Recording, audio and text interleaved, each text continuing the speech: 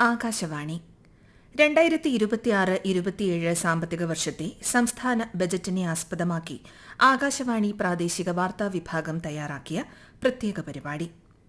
സംസ്ഥാനത്ത് എല്ലാ മേഖലയിലും അതിശക്തവും അഭിമാനകരവുമായ പുരോഗതിയുണ്ടായെന്നും കേരളം സാമ്പത്തിക വളർച്ചയുടെ ഒരു ഉയർന്ന ഘട്ടത്തിലേക്കുള്ള ടേക്ക് ഓഫിന് സജ്ജമാണെന്നും 2026-27 സാമ്പത്തിക വർഷത്തെ ബജറ്റ് നിയമസഭയിൽ അവതരിപ്പിച്ചുകൊണ്ട് ധനമന്ത്രി കെ.എൻ. ബാലഗോപാൽ പറഞ്ഞു. ഇത് ന്യൂ നോർമൽ കേരളമാണെന്ന് അദ്ദേഹം വ്യക്തമാക്കി. കഴിഞ്ഞ 5 വർഷക്കാലം കേരളത്തിൽ വികസന ചർച്ചയുടെ കാലമായിരുന്നുവെന്ന് ഭരണനേട്ടങ്ങൾ എടുത്തുപറഞ്ഞ ധനമന്ത്രി ഇക്കാലയളവിൽ തനത് നികുതി വരുമാനത്തിൽ 1,27,747 കോടി രൂപ അധിക വരുമാനമായി സമാഹരിച്ചുവെന്ന് വ്യക്തമാക്കി. നികുതിയിതര വരുമാനത്തിലും വർധനയുണ്ടായി. ഇതിലൂടെ സാമ്പത്തിക ക്ലേശം മറികടക്കാൻ ശ്രമിച്ചതായും ശ്രീ കെ.എൻ. ബാലഗോപാൽ പറഞ്ഞു. 221 പേജുള്ള ബജറ്റിൽ സാമൂഹ്യ സുരക്ഷ, വിദ്യാഭ്യാസം, തൊഴിൽ മേഖല എന്നിവയ്ക്ക് പ്രാധാന്യം നൽകി. ക്ഷേമ പെൻഷനുകൾക്ക് 14,500 കോടിയും സ്ത്രീ സുരക്ഷാ പദ്ധതിക്കായി 3,820 കോടി രൂപയും ബജറ്റ് വകയിരുത്തി. സ്ത്രീകളുടെയും കുട്ടികളുടെയും വികസനത്തിന് 458.81 കോടി രൂപ മാറ്റിവച്ചു. അങ്കണവാടി വർക്കർമാർ, പ്രീ പ്രൈമറി അധ്യാപകർ, ആശാപ്രവർത്തകർ, സാക്ഷരതാ പ്രേരക്മാർ എന്നിവരുടെ വേതനം പ്രതിമാസം 1,000 രൂപ വർദ്ധിപ്പിച്ചു. അങ്കണവാടി ഹെൽപ്പർമാർക്ക് പ്രതിമാസ വേതനം 500 രൂപയും സ്കൂൾ പാചക തൊഴിലാളികൾക്ക് പ്രതിദിനം 25 രൂപയും വർദ്ധിപ്പിച്ചു.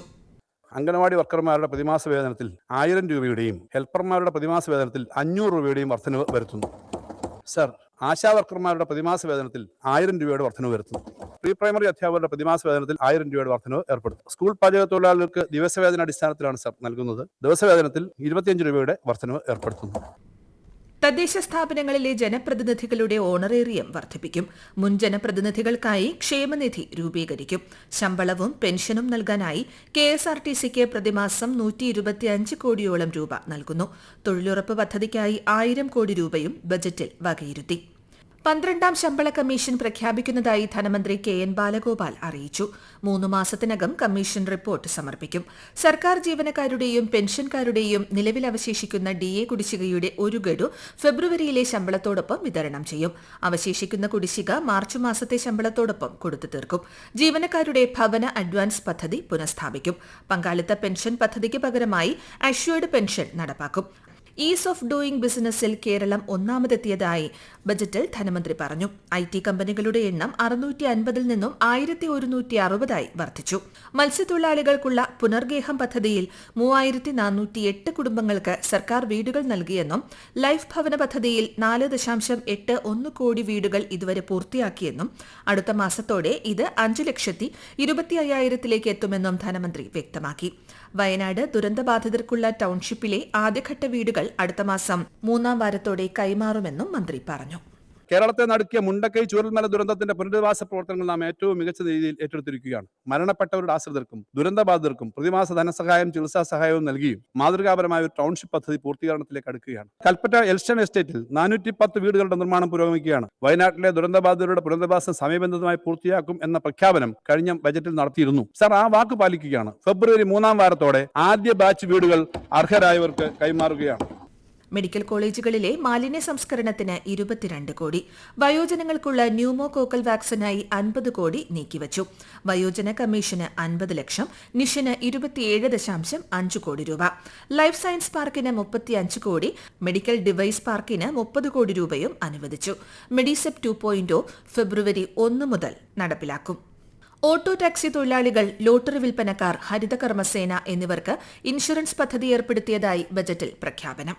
അസംഘടിത തൊഴിൽ മേഖലയിൽ പ്രവർത്തിക്കുന്നവർക്ക് അപകട ലൈഫ് ഇൻഷുറൻസ് ഉറപ്പുവരുത്തുന്നതിനായി സംസ്ഥാന ഇൻഷുറൻസ് വകുപ്പുമായി ചേർന്ന് ഗ്രൂപ്പ് ഇൻഷുറൻസ് പരിരക്ഷ ഏർപ്പെടുത്താൻ സർക്കാർ ആലോചിക്കുന്നു. സംസ്ഥാനത്തെ ഹരിതകർമ്മ സേനാംഗങ്ങൾക്ക് ഗ്രൂപ്പ് ഇൻഷുറൻസ് പദ്ധതി നടപ്പിലാക്കും. സംസ്ഥാനത്തെ ഓട്ടോറിക്ഷ ടാക്സി തൊഴിലാളികൾക്ക് ഗ്രൂപ്പ് ഇൻഷുറൻസ് പദ്ധതി നടപ്പിലാക്കും. ക്ഷേമനിധി അംഗങ്ങളായ ലോട്ടറി തൊഴിലാളികൾക്ക് ഗ്രൂപ്പ് ഇൻഷുറൻസ് പദ്ധതി നടപ്പിലാക്കും. ഇതുകൂടാതെ കേരളത്തിലെ 1ാം ക്ലാസ് മുതൽ 12ാം ക്ലാസ് വരെ പഠിക്കുന്ന സ്കൂൾ വിദ്യാർത്ഥികൾക്ക് അപകട ലൈഫ് ഇൻഷുറൻസ് ഏർപ്പെടുത്തുകയാണ്. ഇതിനായി 15 കോടി രൂപ ബജറ്റിൽ മാറ്റിവെക്കുന്നു. കാസർഗോഡ് തിരുവനന്തപുരം അതിവേഗ റെയിൽപാത RRTS പദ്ധതിയുടെ പ്രാരംഭ പ്രവർത്തനങ്ങൾക്ക് 100 കോടി രൂപ അനുവദിച്ചു. പ്രതിരോധ ഇടനാഴിക്ക് 50 കോടി രൂപയും rare earth critical mineral mission പദ്ധതിക്കായി 100 കോടി രൂപയും അനുവദിച്ചു. വിഴിഞ്ഞം അടിസ്ഥാന സൌകര്യ വികസനത്തിന് സ്ഥലം ഏറ്റെടുക്കലിനടക്കം 1000 കോടി കിൻഫ്രയിൽ നിക്ഷേപിക്കും. പ്രാരംഭ പ്രവർത്തനത്തിന് 100 കോടി വകയിരുത്തി. റാപ്പിഡ് എർത്ത് കോറിഡോറിന് 100 കോടി രൂപ വകയിരുത്തും. മുൻ മുഖ്യമന്ത്രി VS അച്യുതാനന്ദന്റെ സ്മരണയ്ക്കായി തിരുവനന്തപുരത്ത് VS സെന്റർ സ്ഥാപിക്കാൻ 20 കോടി രൂപ വകയിരുത്തി.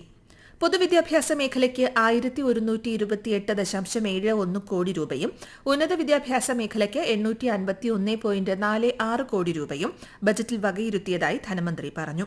സംസ്ഥാനത്തെ സ്കൂൾ കുട്ടികൾക്കുള്ള സൌജന്യ യൂണിഫോം വിതരണത്തിനായി 150 കോടി രൂപയും BPL വിഭാഗത്തിൽ ഉൾപ്പെടുന്ന കുട്ടികൾക്കുള്ള സ്കോളർഷിപ്പിന് 7.9 കോടി രൂപയും വകയിരുത്തി. കേരള കാർഷിക സർവകലാശാലയ്ക്ക് 78 കോടി രൂപ വകയിരുത്തി. ഡിജിറ്റൽ സർവകലാശാലയ്ക്ക് 27.81 കോടി രൂപ നീക്കിവച്ചതായി ധനമന്ത്രി അറിയിച്ചു. 1 മുതൽ 12 വരെ പഠിക്കുന്ന വിദ്യാർത്ഥികൾക്ക് അപകട ലൈഫ് ഇൻഷുറൻസിനായി 15 കോടി രൂപ അനുവദിച്ചു. സൗജന്യ വിദ്യാഭ്യാസം ബിരുദതലം വരെ നൽകുന്ന ഒരു പദ്ധതി. സർ, കേരളത്തിലെ ഉന്നത വിദ്യാഭ്യാസ രംഗത്ത് ഒരു പുതിയ പദ്ധതി പ്രഖ്യാപിക്കുകയാണ്. ആർട്സ് ആൻഡ് സയൻസ് കോളേജുകളിൽ പഠിക്കുന്ന വിദ്യാർത്ഥികൾക്ക് ഡിഗ്രി വിദ്യാഭ്യാസം സൗജന്യമാക്കുകയാണ്. നിലവിൽ +2 വരെയുള്ള സൗജന്യ വിദ്യാഭ്യാസമാണ് സംസ്ഥാനത്തുണ്ടായിരുന്നത്. വയനാട് ദുരന്തബാധിതർക്കുള്ള ആദ്യ ബാച്ച് വീട് ഫെബ്രുവരി 3-ാം വാരം കൈമാറും. MC റോഡ് വികസനം 1-ാം ഘട്ടത്തിന് 5217 കോടി രൂപ വകയിരുത്തി. കേരള ഖരമാലിന്യ സംസ്കരണത്തിനായി നഗര തദ്ദേശ സ്ഥാപനങ്ങൾക്ക് 160 കോടി രൂപ. തദ്ദേശ സ്ഥാപനങ്ങൾക്കുള്ള പണം കണ്ടെത്താൻ ലോക്കൽ ബോർഡ് ഓഫ് ഫിനാൻസ് രൂപീകരിക്കും. തദ്ദേശ സ്ഥാപനങ്ങൾക്ക് 2 കോടി ഗ്യാപ് ഫണ്ട്. തദ്ദേശ സ്ഥാപനങ്ങളിലെ ജനപ്രതിനിധികളുടെ ഓണറേറിയം വർദ്ധിപ്പിക്കാനും തീരുമാനം. തിരുവനന്തപുരം മുതൽ കാസർഗോഡ് വരെ നീളുന്ന റീജിയണൽ റാപ്പിഡ് ട്രാൻസിറ്റ് സിസ്റ്റം അതിവേഗപാത നടപ്പാക്കുമെന്നും ധനമന്ത്രിയുടെ പ്രഖ്യാപനം. നഗര മെട്രോകളെ ബന്ധിപ്പിക്കുന്ന RRTS പദ്ധതി 4 ഘട്ടങ്ങളിലായി നടപ്പാക്കും. ഇതിന്റെ പ്രാരംഭ പ്രവർത്തനങ്ങൾക്ക് 100 കോടി രൂപ വകയിരുത്തി. കുട്ടനാട് പാക്കേജിന് 75 കോടി. കുട്ടനാട് വെള്ളപ്പൊക്ക നിയന്ത്രണത്തിന് സമഗ്ര പദ്ധതി. ആദ്യഘട്ടത്തിന് 50 കോടി വകയിരുത്തി. നാളികേര മേഖലയിലെ വികസനത്തിന് പ്രത്യേക പദ്ധതി. നെൽകൃഷി വികസനത്തിന് 150 കോടി. കേര പദ്ധതിക്കായി 100 കോടി രൂപയും മൃഗസംരക്ഷണത്തിന് 318 കോടി രൂപയും മണ്ണ് സംരക്ഷണത്തിന് 84.21 കോടി രൂപയും വകയിരുത്തി. വ്യവസായ മേഖലയിൽ വലിയ മുന്നേറ്റം കൈവരിക്കാനായെന്ന് ധനമന്ത്രി പറഞ്ഞു. സംസ്ഥാനത്ത് പുതുതായി 3,92,000 സംരംഭങ്ങൾ ആരംഭിച്ചു. അടുത്ത സാമ്പത്തിക വർഷത്തെ ക്ഷേമ പെൻഷൻ വിതരണത്തിനായി 14,500 കോടി രൂപ വകയിരുത്തി. സ്ത്രീ സുരക്ഷാ പെൻഷന് 3,820 കോടി രൂപയും കണക്ട് സ്കോളർഷിപ്പിന് 400 കോടി രൂപയും വകയിരുത്തി. എല്ലാ ജനങ്ങൾക്കും നേറ്റിവിറ്റി കാർഡ് ഏർപ്പെടുത്തും. ഇതിനായി 20 കോടി രൂപ വകയിരുത്തി. വിനോദസഞ്ചാര മേഖലയ്ക്ക് 413.52 കോടി രൂപയും കേരള സംഗീത നാടക അക്കാദമിക്ക് 15 കോടിയും മ്യൂസിയം വകുപ്പിന് 36.2 കോടി രൂപയും വകയിരുത്തി. വിനോദസഞ്ചാര മേഖലയ്ക്ക് 413.52 കോടി, ധർമ്മടം ടൂറിസം വികസനത്തിനായി 2 കോടി രൂപ, ശബരിമല മാസ്റ്റർ പ്ലാനിന് 30 കോടി, സ്വകാര്യ വ്യവസായ പാർക്കിന് 20 കോടി, കൈത്തറി മേഖലയ്ക്ക് 59 കോടി രൂപയും കശുവണ്ടി വ്യവസായ മേഖലയ്ക്ക് 56 കോടി രൂപയും നീക്കിവെക്കും. 1,82,972 കോടി രൂപയുടെ റവന്യൂ വരവ് പ്രതീക്ഷിക്കുന്ന ബജറ്റാണ് ധനമന്ത്രി KN ബാലഗോപാൽ ഇന്ന് നിയമസഭയിൽ അവതരിപ്പിച്ചത്. 2,17,558 കോടി രൂപയാണ് അടുത്ത സാമ്പത്തിക വർഷത്തിൽ മൊത്തം റവന്യൂ ചെലവ് കണക്കാക്കിയിരിക്കുന്നത്. 34,586 കോടി രൂപയാണ് റവന്യൂ കമ്മി. 51,378 കോടിയുടെ പൊതുകടവും 19,384 കോടിയുടെ മൂലധന ചെലവുമാണ് 2026-27 സാമ്പത്തിക വർഷത്തിൽ കണക്കാക്കിയിരിക്കുന്നത്. കേരളീയർ ഒറ്റക്കെട്ടായി സംസ്ഥാനത്തിന്റെ താൽപര്യത്തിനായി മുന്നേറണമെന്നും ഐക്യത്തോടെ ഏത് പ്രതിസന്ധിയെയും നേരിടാമെന്നും ബജറ്റ് പ്രഖ്യാപനം അവസാനിപ്പിച്ചുകൊണ്ട് അദ്ദേഹം പറഞ്ഞു.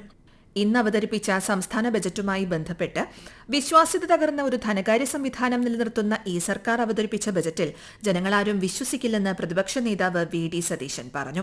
10 കൊല്ലം ചെയ്യാതിരുന്ന പല കാര്യങ്ങളും കാലാവധി അവസാനിക്കാൻ വെറും 2 മാസം ബാക്കിയുള്ളപ്പോൾ പ്രഖ്യാപിക്കുകയാണെന്നും 10 വർഷം പൂർണ്ണമായി പരാജയപ്പെട്ട മേഖലകളിൽ മാറ്റമുണ്ടാകുമെന്നുള്ള അവകാശവാദമാണ് ബജറ്റെന്നും അദ്ദേഹം പറഞ്ഞു.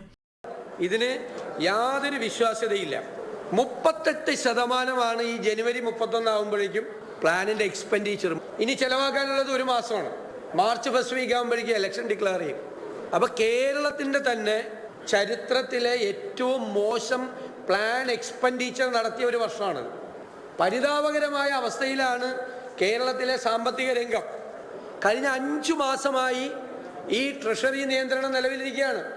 ഏറ്റവും കൂടുതൽ വിലക്കയറ്റമുള്ള 1ാമത്തെ സംസ്ഥാനമാണ് കേരളം. ഇന്ന് ധനമന്ത്രി അവതരിപ്പിച്ച ബജറ്റ് തെരഞ്ഞെടുപ്പ് മാത്രം മുന്നിൽ കണ്ടുള്ള ബജറ്റെന്ന് BJP നേതാവ് കെ സുരേന്ദ്രൻ. സംസ്ഥാനം കടുത്ത സാമ്പത്തിക പ്രതിസന്ധിയിലാണ്. വെറും വാഗ്ദാനങ്ങൾ മാത്രമുള്ള ബജറ്റ് മലർപ്പൊടിക്കാരന്റെ സ്വപ്നമാണെന്നും കെ സുരേന്ദ്രൻ പറഞ്ഞു. നിരവധി മികച്ച പ്രഖ്യാപനങ്ങളുള്ള ബജറ്റാണിതെന്നും എന്നാൽ ഇടക്കാല ബജറ്റായതിനാൽ എത്രത്തോളം പ്രാവർത്തികമാകുമെന്നത് കാണേണ്ടതുണ്ടെന്ന് സാമ്പത്തിക വിദഗ്ധനും തിരുവനന്തപുരം IISTയിലെ അസോസിയേറ്റ് പ്രൊഫസറുമായ ഡോക്ടർ ഷൈജു മോൻ CS. ഒരുപാട് പുതിയ പ്രഖ്യാപനങ്ങൾ വളരെ സർക്കാർ ജീവനക്കാർക്കൊക്കെ പ്രതീക്ഷ നൽകുന്ന രീതിയിൽ പുതിയ ശമ്പള കമ്മീഷനെ പ്രഖ്യാപിച്ചു. DA കുടിശ്ശിക കൊടുക്കുമെന്ന് പറയുന്നു. റീജിയണൽ ട്രാൻസ്പോർട്ട് പുതിയ സിസ്റ്റം സിൽവർ ലൈനിന് പകരമായിട്ടുള്ള ഒരു സിസ്റ്റം കൊണ്ടുവരുമെന്ന് പറയുന്നു. അത്തരത്തിൽ ഒരുപാട് കാര്യങ്ങൾ, അഷ്യൂർഡ് പെൻഷൻ ഉൾപ്പെടെയുള്ള കാര്യങ്ങൾ അദ്ദേഹം പ്രഖ്യാപിക്കുകയുണ്ടായി. നമുക്കെല്ലാം അറിയുന്നത് പോലെ തന്നെ വരുമാനത്തിൽ ഒരുപാട് പ്രശ്നങ്ങൾ നേരിടുന്ന സർക്കാരാണ് നമ്മുടെ ഇപ്പോഴത്തെ സർക്കാരുള്ളത്. തനത് വരുമാനം കൂടുമെന്ന് വളരെ വലിയ പ്രതീക്ഷയാണ് വയ്ക്കുന്നത്. ഏകദേശം 50,000 കോടിയോളം രൂപ അടുത്ത വർഷം വരുമാനം കൂടുമെന്നും ആ വരുമാനത്തിൽ നിന്ന് ചെലവ് കണ്ടെത്താമെന്നുള്ള പ്രതീക്ഷയാണ് അദ്ദേഹം വയ്ക്കുന്നത്. നമുക്കറിയാം, ഒരു തരത്തിലും 50,000 കോടി രൂപ എങ്ങനെ വരുമാനം വരുമെന്ന് അറിയില്ല. ഇലക്ഷന് മുന്നോടിയായിട്ട് ജനങ്ങൾക്ക് പ്രതീക്ഷ നൽകുന്ന ബഡ്ജറ്റ് ആണെങ്കിലും പ്രാക്ടിക്കലായിട്ട് അത് എത്രത്തോളം നടപ്പിലാക്കാൻ പറ്റുമെന്നുള്ള കാര്യത്തിൽ എനിക്ക് വളരെ സംശയമാണുള്ളത്. കാരണം ഇപ്പോഴത്തെ ചെലവുകൾ തന്നെ നീക്കാനായിട്ട് ഗവൺമെന്റ് ഒരുപാട് ബുദ്ധിമുട്ടിക്കൊണ്ടിരിക്കുന്ന അവസരത്തിൽ പുതിയ പദ്ധതികളും പുതിയ പരിഷ്കാരങ്ങളും ശമ്പള കമ്മീഷൻ ഉൾപ്പെടെയുള്ളതും DA കുടിശ്ശിക കൊടുക്കുന്നത് ഉൾപ്പെടെയുള്ളതും ഒക്കെ അടുത്ത ഒരു വർഷം മീറ്റ് ചെയ്യാൻ വേണ്ടി ഏകദേശം 50,000-60,000 കോടിയോളം രൂപ അധികം കണ്ടുപിടിച്ചുകൊണ്ട്, എന്നാൽ അതേസമയം തന്നെ റവന്യൂ കമ്മിയും ധനകാര്യ കമ്മിയൊക്കെ കുറച്ചു നിർത്തിക്കൊണ്ട് ഈ ബഡ്ജറ്റ് അവതരിപ്പിക്കുമെന്നാണ് ധനകാര്യമന്ത്രി അവകാശപ്പെടുന്നത്. പക്ഷേ പ്രാക്ടിക്കലായിട്ട് ഇത് എത്രത്തോളം നടപ്പാക്കാൻ പറ്റുമെന്ന് കണ്ടറിയണം. കൂടാതെ തന്നെ നമ്മൾ മനസ്സിലാക്കേണ്ടത് ഇതൊരു ഇന്ററിം ബഡ്ജറ്റാണ്. അടുത്ത ഗവൺമെന്റ്, ഏത് ഗവൺമെന്റ് ആയാലും വന്നാലും വീണ്ടും ബഡ്ജറ്റ് അവതരിപ്പിക്കേണ്ടി വരും. അപ്പോൾ എത്രത്തോളം പ്രാക്ടിക്കലായിട്ടുള്ള കാര്യങ്ങൾ അതിൽ ഉണ്ടാവും എന്നുള്ളത് അപ്പോഴേ അറിയുള്ളൂ. അപ്പോൾ ഈ ഇന്ററിം ബഡ്ജറ്റ് ഒരു എലക്ഷൻ ബഡ്ജറ്റ് പോലെ പ്രഖ്യാപിച്ചിരിക്കുന്നുവെന്നാണ് എൻ്റെ അഭിപ്രായത്തിൽ ആദ്യ നിരീക്ഷണത്തിൽ തോന്നുന്നത്. തെരഞ്ഞെടുപ്പ് മുന്നിൽ കണ്ടുള്ള ബജറ്റാണെങ്കിലും പ്രാവർത്തികമാക്കിയാൽ ഏറെ പ്രയോജനപ്രദമായ നിരവധി പ്രഖ്യാപനങ്ങളുള്ള ബജറ്റാണിതെന്ന് Malabar development council president chevalier CA Chakkunni. ബഹുമാനപ്പെട്ട ധനമന്ത്രി ഇന്ന് നിയമസഭയിലെ ബഡ്ജറ്റ് അവതരിക്കുമ്പോൾ തന്നെ മാജിക് ബഡ്ജറ്റ് അല്ല, പ്രായോഗിക ബഡ്ജറ്റാണെന്ന് വിശേഷിപ്പിച്ചുവെങ്കിലും എലക്ഷൻ മുന്നിൽ കണ്ടുള്ള പ്രഖ്യാപനങ്ങളാണ് വന്നത്. പക്ഷെ അത് പ്രതീക്ഷ നൽകുന്നത് കേന്ദ്ര സർക്കാരിന്റെ പരിപൂർണ സാമ്പത്തിക സഹകരണത്തോടെ വിഴിഞ്ഞം പദ്ധതിയും ദേശീയപാതയും എല്ലാം പൂർത്തിയാക്കിയ സാഹചര്യത്തിൽ സമയബന്ധിതമായി പൂർത്തിയാക്കുമെന്ന് തന്നെ പ്രതീക്ഷിക്കുന്നുണ്ട്. സമസ്ത മേഖലകൾക്കും ഒരു പ്രതീക്ഷ നൽകുന്ന ബഡ്ജറ്റാണ്. പ്രായോഗികമായി നടപ്പാക്കുകയാണെങ്കിൽ അത് വളരെ ഗുണകരമായിരിക്കും. പ്രത്യേകിച്ച് കേരളം എന്ന് അഭിമാനിക്കുന്നത് ഗതാഗത കുരുക്കുകളാണ്. എയർ, റെയിൽ, റോഡ്, ജലഗതാഗതം പരിപോഷിക്കേണ്ട അനിവാര്യതയുണ്ട്. കേരളം ഒരുപടി മറ്റു കാര്യങ്ങൾ മുന്നോട്ട് പോകുന്നുണ്ട്. ടൂറിസം മേഖലകളുണ്ടെങ്കിലും അതിനനുസരിച്ചുള്ള ഗതാഗത കണക്റ്റിയുടെ പോരായ്മ ഉണ്ട്, പ്രത്യേകിച്ച് മലബാറിലെ സംബന്ധിച്ച്. അതിനൊക്കെ ഒരു പരിഹാരം കാണാനുള്ള പദ്ധതികൾ ബഡ്ജറ്റിലുണ്ടെങ്കിലും അത് നടപ്പാകുമെന്ന് തന്നെയാണ് പ്രതീക്ഷിക്കുന്നത്. എല്ലാവരും തൃപ്തിപ്പെടുന്ന പ്രഖ്യാപനങ്ങളാണ്, പ്രഖ്യാപനങ്ങളാണ് ഉള്ളത്. സർവതലസ്പർശിയായ എല്ലാവരെയും പരിഗണിക്കുന്ന ബജറ്റാണിതെന്ന് റിട്ടയർഡ് അധ്യാപകനായ ശ്രീ രാജൻ. ധനമന്ത്രി ഇന്ന് അവതരിപ്പിച്ച ബഡ്ജറ്റ് ഒറ്റനോട്ടത്തിൽ നമുക്ക് മനസ്സിലാകുന്ന ഒരു സർവ്വതല സ്പർശിയായ എല്ലാവരെയും പരിഗണിക്കുന്ന ഒരു ബഡ്ജറ്റായിട്ടാണ്. ഏറ്റവും താഴെ വേതനം വാങ്ങുന്ന അംഗനവാടി ഹെൽപ്പറും വർക്കറും ആശാ വർക്കറും തൊട്ടിട്ട് സംസ്ഥാന സർക്കാർ ജീവനക്കാർക്കും പെൻഷൻകാർക്കും വരെ ആരെയും ഒഴിവാക്കാതെ എല്ലാവരെയും പ്രശ്നങ്ങൾക്ക് പരിഹാരം കാണുന്ന രൂപത്തിലുള്ളൊരു ബഡ്ജറ്റാണ് വന്നത്. അത് മാത്രമല്ല, വ്യാവസായികമായിട്ടും കാർഷികമായിട്ടും എല്ലാം നമുക്ക് ഡെവലപ്മെൻറ്റ് ഉണ്ടാക്കാനുള്ള ഒരുപാട് പദ്ധതികളും ബഡ്ജറ്റിൽ വന്നു. അതുകൊണ്ട് തന്നെ ഒറ്റ തിരിച്ച് പറയുന്നില്ല, എല്ലാം കൊണ്ടും വളരെ കേരളത്തിന് ഡെവലപ്മെൻറ്റ് ഉണ്ടാക്കാൻ പറ്റിയ നല്ല ഒരു ബഡ്ജറ്റായിട്ടാണ് ഞാനതിനെ വിലയിരുത്തുന്നത്. രണ്ടാം LDF സർക്കാരിന്റെ അവസാന ബജറ്റ് എല്ലാവർക്കും ഇഷ്ടപ്പെടുന്ന ബജറ്റായിരിക്കുമെന്ന് ധനമന്ത്രി KN ബാലഗോപാൽ നേരത്തെ തന്നെ പറഞ്ഞിരുന്നു. തെരഞ്ഞെടുപ്പ് അടുത്തിരിക്കെ ഒട്ടേറെ ജനകീയ പ്രഖ്യാപനങ്ങൾ ബജറ്റിലുണ്ടാകുമെന്ന് മുൻപ് തന്നെ പ്രതീക്ഷിച്ചിരുന്നു. തൊഴിലാളി ക്ഷേമം, കൃഷി, വിദ്യാഭ്യാസം, തീരദേശ വികസനം എന്നിങ്ങനെ വ്യത്യസ്ത മേഖലകളിൽ നിരവധി പ്രഖ്യാപനങ്ങൾ ഇന്നത്തെ സംസ്ഥാന ബജറ്റിൽ ഉണ്ടായിരുന്നു. സംസ്ഥാനത്തെ തൊഴിലില്ലായ്മ പ്രതിസന്ധി നേരിടുന്നതടക്കമുള്ള വിഷയങ്ങളിൽ കാര്യമായ പരിഹാരങ്ങളോ പ്രഖ്യാപനങ്ങളോ ഉണ്ടായിട്ടില്ല എന്നുള്ളതും വിവിധ ഭാഗങ്ങളിൽ നിന്ന് അഭിപ്രായപ്പെടുന്നു. പ്രായോഗികമായാൽ പ്രത്യാശയ്ക്ക് വകയുള്ള ബജറ്റാണെന്നും പൊതുജനം അഭിപ്രായപ്പെടുന്നു.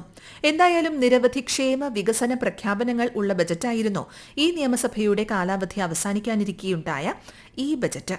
2026-27 വർഷത്തെ സംസ്ഥാന ബജറ്റിനെ ആസ്പദമാക്കി ആകാശവാണി പ്രാദേശിക വാർത്താ വിഭാഗം തയ്യാറാക്കിയ പ്രത്യേക പരിപാടിയാണ് ഈ കേട്ടത്. ഏകോപനം ലെമി ജി നായർ. തയ്യാറാക്കി അവതരിപ്പിച്ചത് ലക്ഷ്മി ശ്രീ വിജയ.